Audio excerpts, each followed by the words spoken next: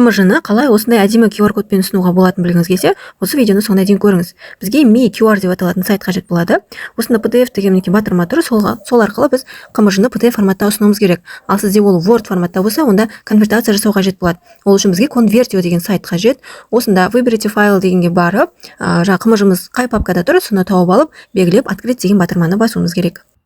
Одан соң бізге мына жерде 3 точка шығады. Соның үстінен басамыз. Документке барып PDF деген форматты таңдаймыз.